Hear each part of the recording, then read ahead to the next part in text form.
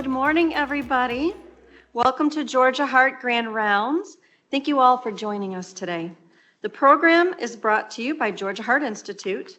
Financial relationships of planners have been mitigated, and the speakers have disclosed no relevant financial relationships with commercial interests. If you have a question for the presenters, please wait until the Q&A segment. If you're virtual, you may submit your questions into the question feature, and we'll read it aloud. And now I'll invite Dr. Egelum to introduce our first speaker. Equally well, it gives me a lot of esteemed pleasure to introduce Dr. Jacob Mock. He's one of our graduating fellows this year, so it was part of our first year inaugural class of fellows, and he'll be joining a local practice as a general cardiology imaging with expertise in imaging. He was born in Seoul, South Korea, and lived most of his life here in Georgia, around the Duluth area, I believe. And he attended undergrad at Georgia Tech, and subsequently graduated from Mercer University School of Medicine, and did his residency training in Tennessee.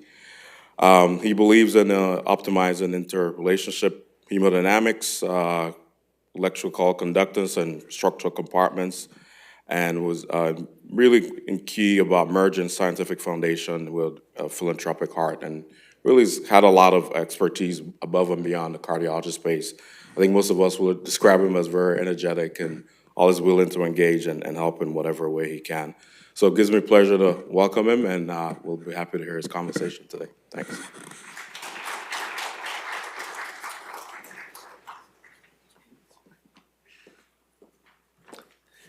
Good morning, everyone. Thank you for the warm introduction, Dr. Egelum.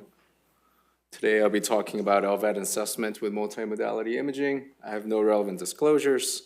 Learning objectives for today are to identify functional compartments of an LVAD and to explore LVAD diagnostic imaging options and corresponding advantages of each modality. All right, so let's get started with how LVAD works, more specifically the most recent LVAD, the HeartMate 3.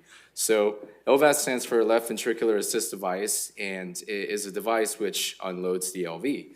It does this by primarily having blood enter from the LV into the inflow cannula, where the magnetic central axis rotates and continuously drives the blood centrifugally to the outflow of the pump.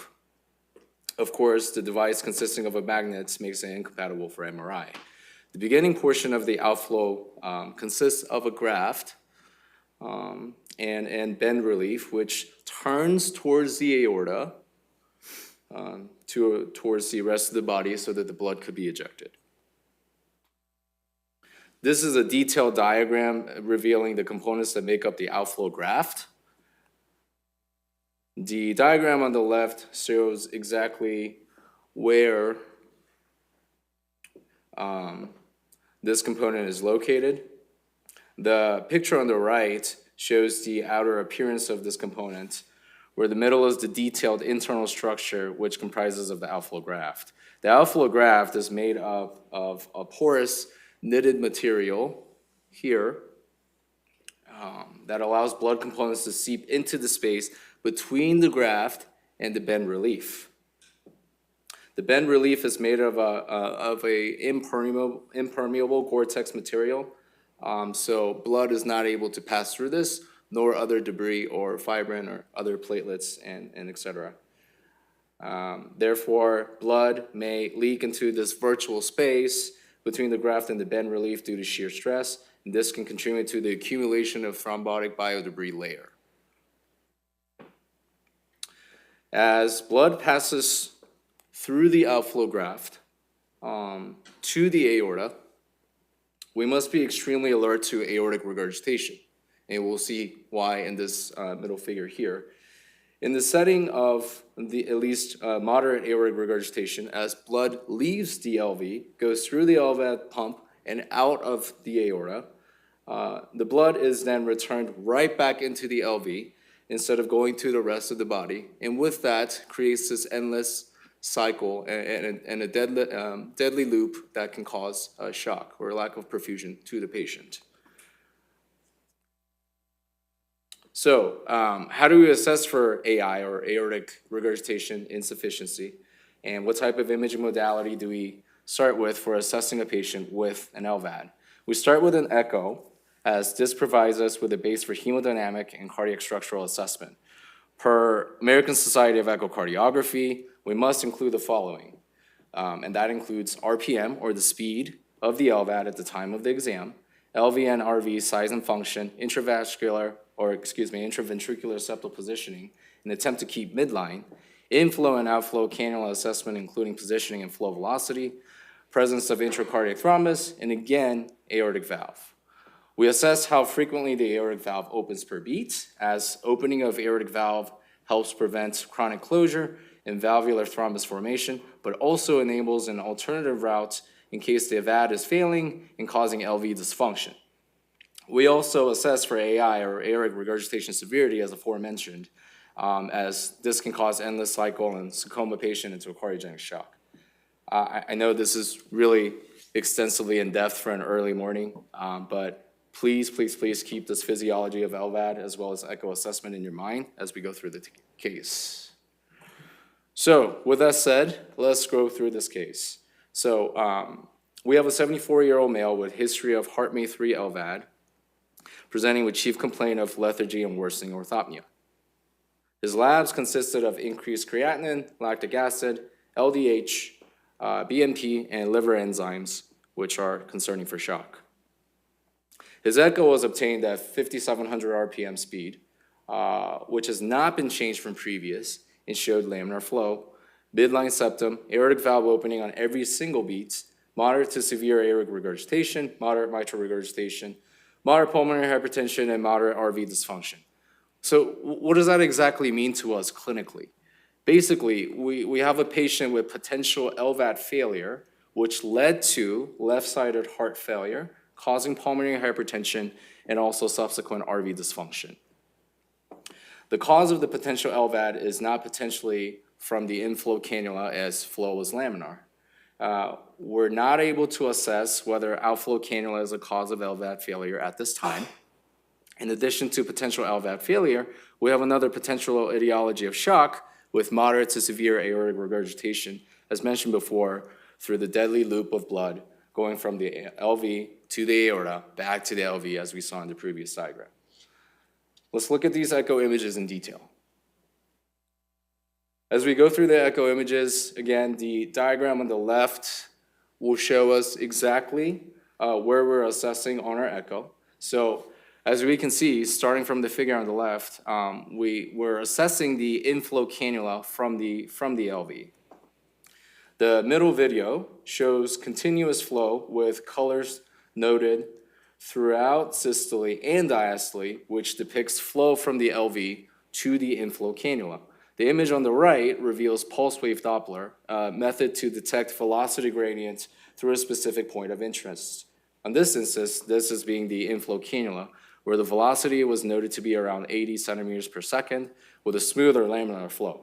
The smoother or more laminar flow, along with velocity under 150 centimeters per second, is supportive findings for functioning inflow cannula without concerns for stenosis. All right, let's see here. Figure on the left, again, shows where we're attempting to echo and is the anastomosis site, or the connection of the outflow graft to the aorta. This was unsuccessful on our attempt, and according to ASC guidelines, is also unsuccessful to see most of the times on transthoracic echo due to more distal anastomosis site than permitted on view of the aorta. This reflects limitation of LVAD assessment on echo, as extracardiac LVAD components are not well visible on TTE.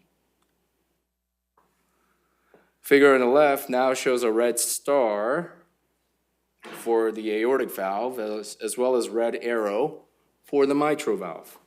The video clip in the middle reveals aortic valve and mitral valve assessment at speed of 5,700, while the video clip on the right shows aortic valve and mitral valve assessments at an increased speed of 6,200. This view shows RV on the top, aortic valve in the middle, LVOT here, as well as the left ventricle and the left atrium.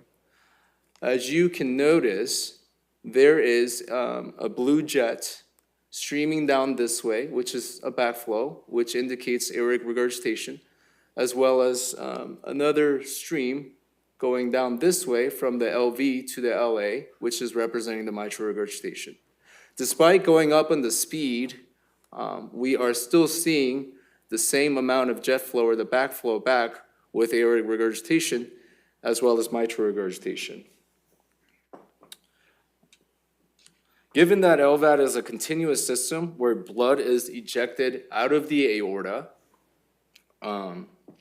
during systole and diastole, if the AI is severe, the blood could be constantly backflowing into the LV, increasing the LV volume, changing the structural conformation of mitral annulus, and causing mitral regurgitation.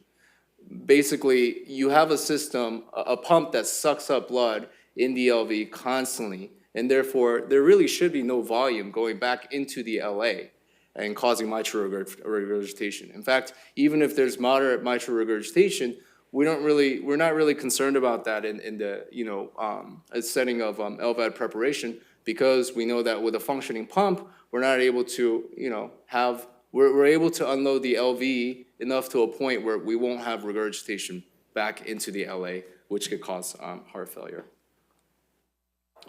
Here we are assessing pulmonary valve. Video clip in the middle reveals how there's an orange jet, as you can see here, which is going upwards. This is evidence of pulmonary regurgitation. Figure on the right shows the velocity gradient of pulmonary regurgitation with end diastolic noted here. And pulmonary regurgitation assessment is important as it supports findings of left-sided heart failure which can potentially cause RV dysfunction. Here we have tricuspid valve assessment. So tricuspid regurgitation as well as IVC are used to assess and estimate the pressure in the RV and right atrium respectively. These suggest backflow from elevated pulmonary pressures, and this is what we're using to assess pulmonary hypertension on an echocardiogram. Middle clip shows RV on top and right ventricle on top and right atrium on the bottom. And as you can see, again, you have this backflow of jet, a significant amount going back into the right atrium from the RV, which indicates tricuspid regurgitation. And you also have the peak velocity of tricuspid regurgitation being around 35 millimeters of mercury and a dilated IVC. All that means is basically that there's evidence of pulmonary hypertension, and depending on the degree of millimeters of mercury, you can assess it to be mild, moderate, and severe. In this case, it was moderate pulmonary hypertension with 50 millimeters of mercury backflowing from the pulmonary area. This shows tricuspid annular plane systolic excursion. That's just a fancy term for longitudinal RV movement on contraction. This is a tool that we're using for RV function. As you can see here, the annulus moving up and down on systole is what we're assessing, and the degree of that longitudinal movement is what we're assessing for the RV function. In this case, the movement came out to be 1.47 centimeters, and anything less than 1.5 centimeters in the setting of LVAD is indicated to be moderate dysfunction per American Society of Echocardiography. So after the echocardiogram was done and we had an initial picture, we were able to assess further hemodynamics with right heart cath. And as you can see here, given that the pulmonary vascular resistance was less than 3 and elevated capillary wedge pressure was noted, this confirmed our suspicion for post-capillary pulmonary hypertension, meaning group 2 or left heart failure induced pulmonary hypertension. Low pulmonary artery pulsatility index and high CVP to pulmonary capillary wedge ratio also confirmed the presence of RV dysfunction, and the low PA saturation confirmed poor perfusion. Please note that these values did not change despite increasing LVAD speed. We know from our echo as well that AI is contributing to this, but what about LVAD dysfunction? We were still uncertain about that. So we proceeded with CT since CT reveals cardiac as well as extracardiac structures, including all the components of the LVAD. CTA TAVR was obtained specifically, which helped visualize access sites and tracked for TAVR. This revealed luminal narrowing within our outflow graft with 9 millimeters of aggregate biodebris diameter and severe stenosis of outflow to aorta anastomosis sites. Like the echo images on the previous slides, the image on the left reveals exactly where we are as we're assessing for CT as well. And as you can see, we're looking at the anastomosis or the connection sites between the LVOT outflow graft and the aorta. CT's unique features of double oblique axis where you can rotate an image at any angle enables 3D reconstruction in any direction. And this allows clearer anatomical assessment versus other imaging modalities. So as you can see here, what we're looking at is the axial view if you were to lie the patient flat and cut straight across. And as you can see, this brighter portion here is the aorta, and this is the left ventricle. And with the aorta, you have the connection of the LVAD, and this is the anastomosis site. As you can see more in depth of this picture, the size of the LVAD outflow cannula anastomosis site, or the cross-sectional area, seems to be much bigger than what this connection site is to be. There's a little bit of a ridge here that is potentially causing stenosis. And this is another view in the sagittal view. So if you were to cut the patient across this way and be able to visualize the aorta, this is going down in a candy cane shape here.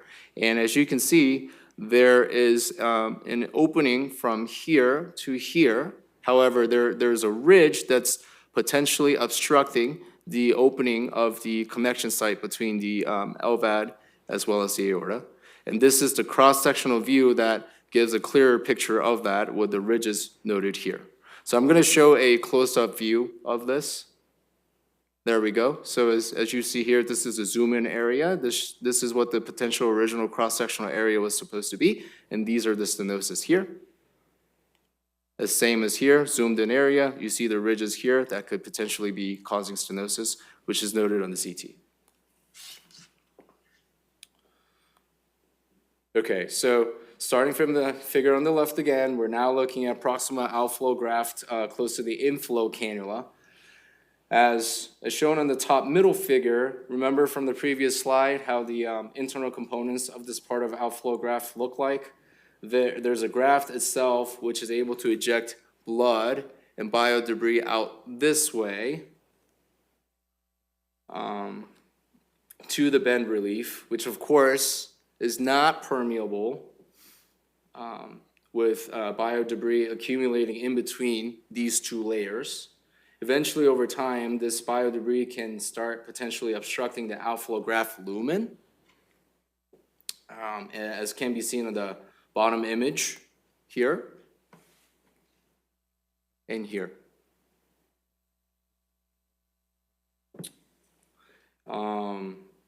The bottom right image is a cross-sectional view to measure the degree of debris, followed by close-up of how much that actual debris is.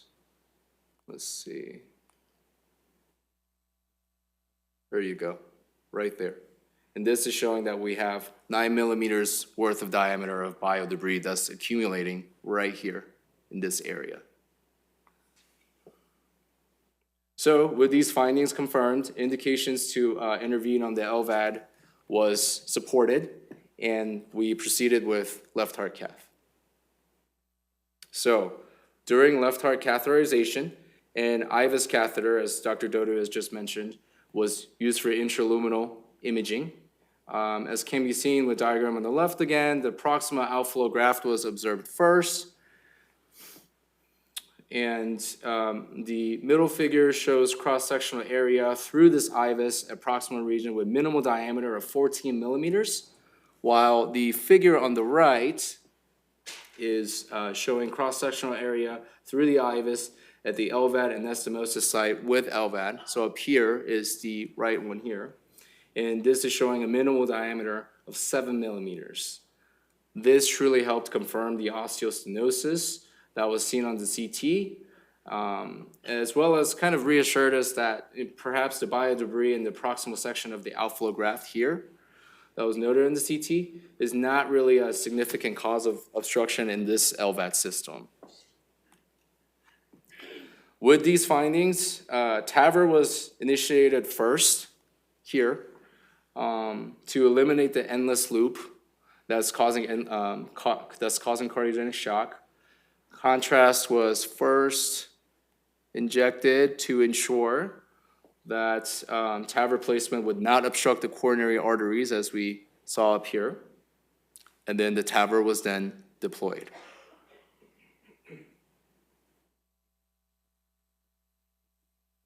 Once AI was addressed, outflow graft stenosis was then addressed.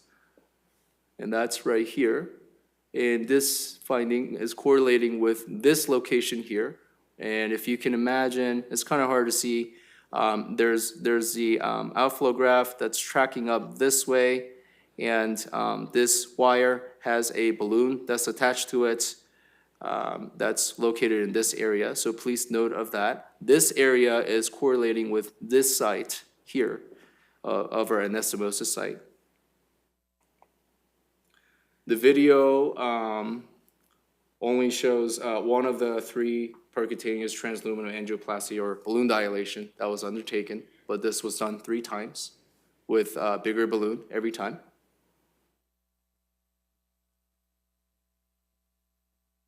And this is just a rotation to show that it's dilating, you know, in 3D conformation. Okay, so with that, we were able to assess hemodynamics with the left heart cath and the pressure gradients while we were doing balloon dilations every single time to confirm that the continuous system with the LVAD and the aorta was equalizing in pressure with our attempt. So as you can see here, the top left picture shows pressure difference between the aorta, which is down here with a red waveform, showing lower pressures than the LVAD system itself. This is prior to the balloon. After the first balloon attempt, you can see that the pressure difference, which is from the peak of the LVAD to the peak of the aorta, are narrowing in terms of space. And eventually, after all 3 balloon dilations, you can see that the gap that we had before has equalized with successful balloon dilations. So overall, I know this was a lot. It's very comprehensive, and so we're gonna try to summarize this case. This case summary was as follows: we initially started investigation through an echocardiogram. We then further assessed hemodynamic status of the patient through a right heart cath and confirmed etiology of shock to be either AI or LVAD related or both. CTA TAVR was then obtained for TAVR preparation as well as LVAD extracardiac anatomical assessment. Left heart cath and IVUS followed to confirm luminal narrowing as well as measure pressure gradients with hemodynamic changes from TAVR and balloon angioplasty. Shock resolved, patient recovered, and is still alive thanks to NGHS heart team approach.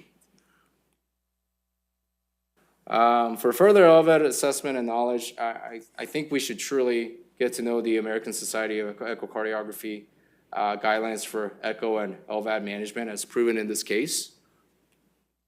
And our heart failure specialists do a wonderful job following these guidelines on their reads, and our sonographers do an excellent job trying to assess the images obtained for this as well.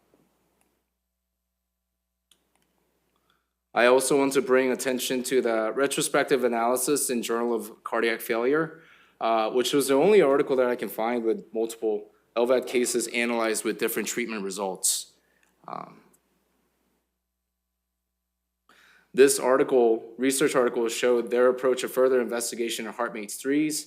If more than 4 millimeter biodebris and less than 18 millimeter bend relief diameter were shown on CT through further left heart catheterization and potential interventions. And as you can see here, this was the area of the bend relief that we were talking about initially, with the diameters of the cross-section that was shown on our case as well. And this research article also showed their approach for further investigation of HeartMate 3s.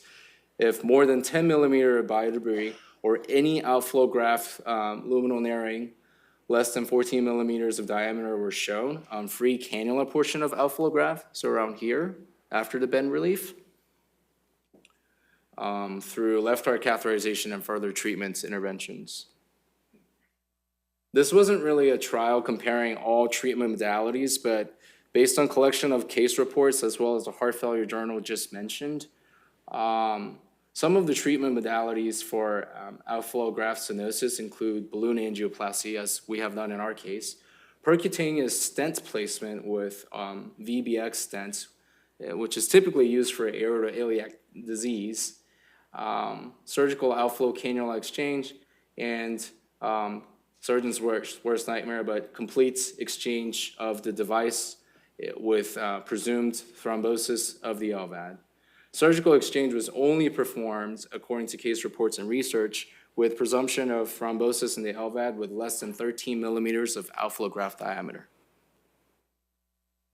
So, in conclusion, LVAD management is challenging and complex. Multimodality offers strengths of each imaging modality for more comprehensive assessment. These are my references.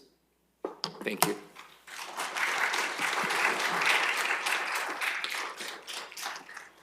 Awesome. All right, excellent. Really great presentation and discussion. Really, I think a case that highlights the sort of the heart team approach at Georgia Heart Institute, where within the imaging, the cardiologist, the cath lab, and really bringing it all together to help a patient of ours that was in extremis. I'll throw it out and see if there's any questions in the audience or online. Just raise your hand if you have a question for Dr. Moak. And just so you know, I do have a question for Dr. Dodu once we go through any questions or comments with Dr. Moak. Okay. One that came through online. All right, excellent. Any questions? Any of the fellows want to ask Dr. Mock a question? No? All right, so I'll ask you one question. As we've noted, the multimodality imaging is really important because it's complementary, right? So the information we got on the CTA, for example, we didn't necessarily see on the echo. And then, the cath lab, the right heart cath, along with the hemodynamics, sort of confirmed some of our suspicion. As you look at cases like this and see all these imaging modalities, what would be your recommendation to the upcoming fellows and those still in training in terms of multimodality imaging? Where does it fit? And how does one get really trained and optimized and using all these various modalities? Yes, sir. So thank you for that question. So thinking about the advantages of all the imaging, I think bread and butter foundation to all the imaging are going to be the echocardiogram. Echo really shows the hemodynamic assessment as well as cardiac structural assessment as well. So it really gives a very good base in terms of where to approach and with the imaging, with your clinical suspicion that can follow.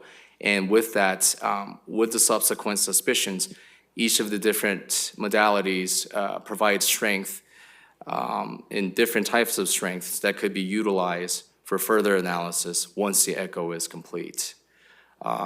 Also, other exams are much more invasive than the echocardiogram itself, with further risks such as radiation and contrast administration. So echo is also a very good benefit of that as well. But most importantly, as we're approaching the patient, I think, especially in the setting of LVAD, it's very useful as well as meaningful to look at the pulsatility index, the flow alarms, and trying to deduce what the actual cause of the problem may be in terms of the site of the issue. All right, great comments there. And we do have an online question for Dr. Oh, perfect, Moak. good. We have a question Okay, online. this one comes from Dr. Azred.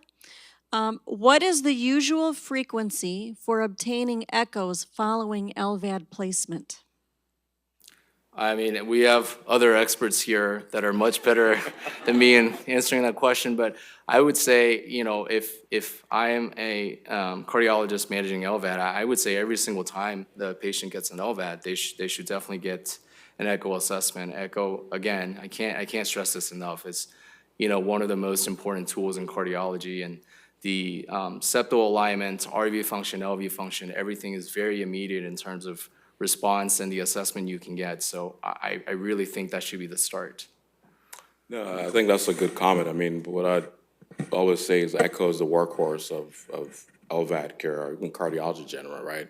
These machines are readily available, there's no radiation or exposure, so any LVAD patient who's having any sort of symptomatology, the echo is your go-to first test, and then you sort of roll from there, for sure.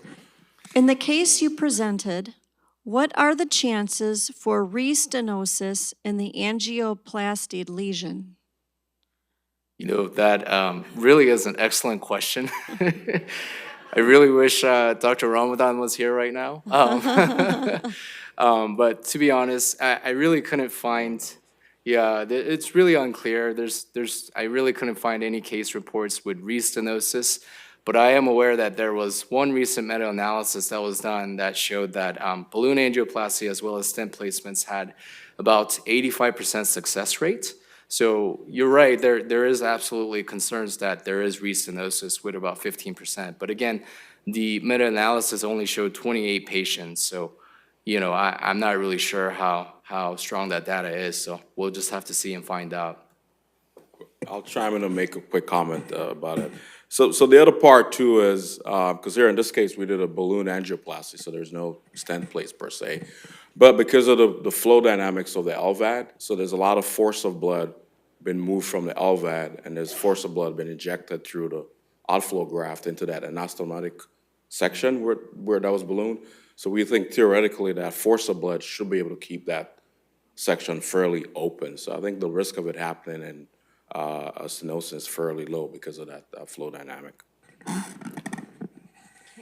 Very good. Any more comments? We are almost at our time. So if we don't have. It looks like Dr. Acosta wants to say something. No? The bend relief is relatively new with HeartMate 3s. So I don't think there's a lot of data regarding, you know, success rate or failure rate of angioplasty of the outflow graft. It used to be a more common issue with HVADs, the older pump, but it's relatively new with HeartMate 3. I think it's only been described in the past, I don't know, a year and a half or so. Yep. So I don't think there's going to be a lot of data out there for that, but great case. Yeah, good point. And I think the other thing is Abbott, the maker of HeartMate 3, recently announced some approved redesign to the pumps based on FDA criteria. So over the next few months, they'll redesign the pumps so we hopefully have less issues with this outflow graft stuff. All right, any other questions, comments? Just a quick comment from Okay. Dr. Gersh. She said both presenters did a wonderful job, excellent presentations. I thank you. wholeheartedly concur with you, Dr. Gersh. All right, so excellent. We're really happy for our two wonderful fellows. I still remember, it's like 3 years ago they started. It kind of goes by so quickly. But, you know, it was, you know, tough and growing times and starting a new fellowship. We didn't know what this was going to be and how things was going to flow. But I think with the support of everyone, imaging, nuclear, cardio, you know, it's been a team effort. And, you know, it really gives me a lot of pride to see you guys step up here and speak like experts. So really wish you guys all the best as you wrap up your time here and go towards the future. And thanks, everyone, for coming, and we'll see you guys next time. Appreciate it.